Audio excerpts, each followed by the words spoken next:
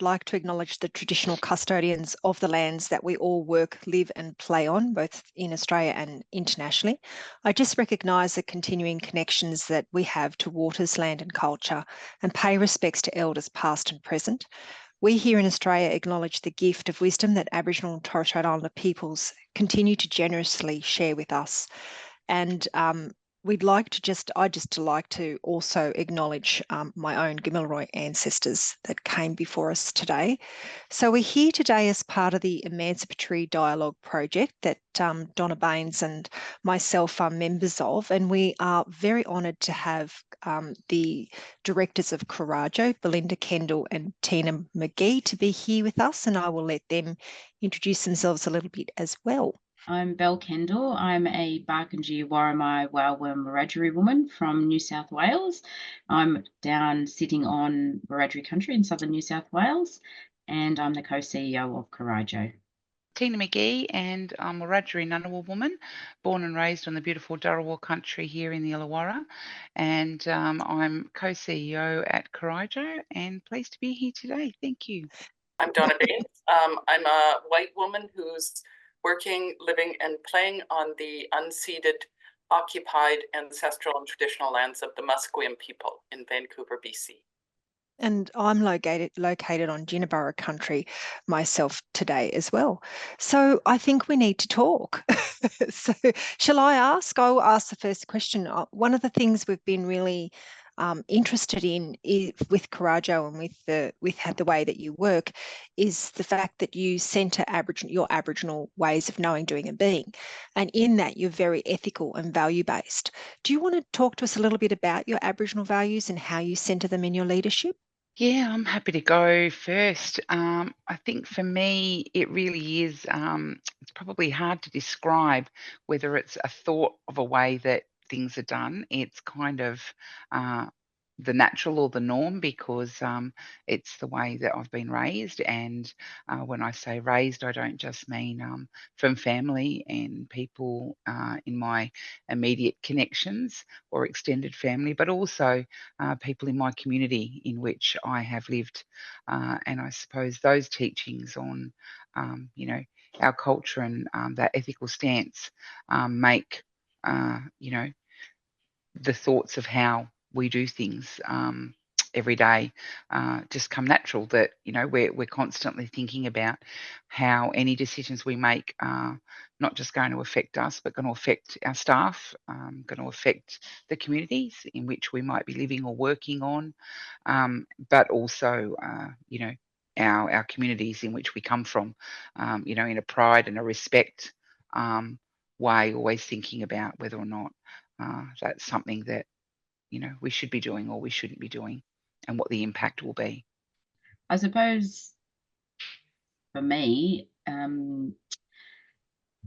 the cultural values are a lived experience. So, being born and bred and raised, with really strong Aboriginal cultural values and pride.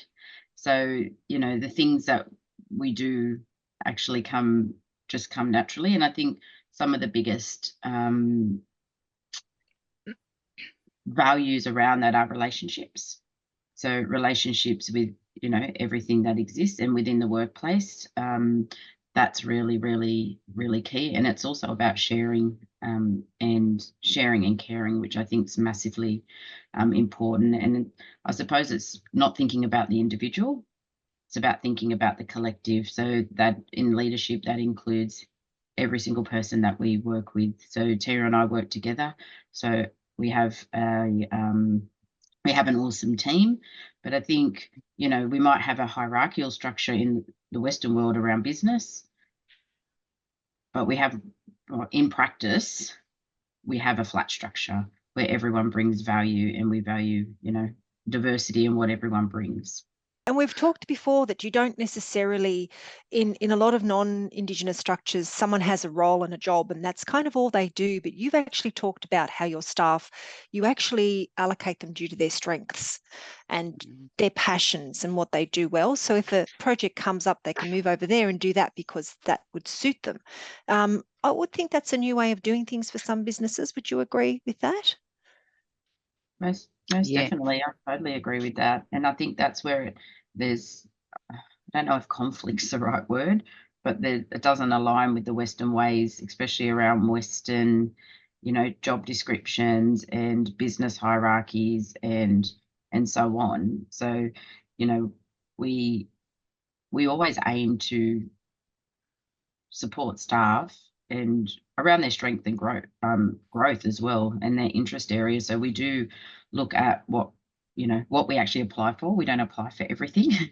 We look at what we apply for, and then we look at the skills, experience, and interest areas, but also growth areas. So we've got some staff that have an interest in other areas that they haven't worked in before. So we try where we can within, obviously business constraints. It's that navigating two worlds around, where we can provide opportunity, because I think opportunity is absolutely huge, and that's definitely, what we value. The whole idea of these discussions is for us to think about our responsibility in the space to decolonise and to continue to have these, we call it emancipatory dialogue, but what we mean is yarns, in order to look at, possible reconciliation, but also look at how we can actually make these changes in the world and how we can actually start to listen to Aboriginal and Torres Strait Islander people, that leadership from the field to come back into all sorts of different places like academia, but also organisations themselves. So really that's what the project has been about. I mean, we've been so lucky to find you, but how do we authentically liberate Aboriginal and Torres Strait Islander people and Indigenous peoples across the world and move beyond these systems that are literally killing them? That's what, towards social justice and equity, that's really what the project is for. Excellent. Well put. Well put. Yes, and I think it's also worth noting that we wanted to, as part of decolonizing our research project, was to have a component in our findings that was oral tradition. So thank you to Belle and to Tina today for participating in this oral tradition of yarning and sharing our thoughts and our stories with the outside world. So thank you very much. Really appreciate it.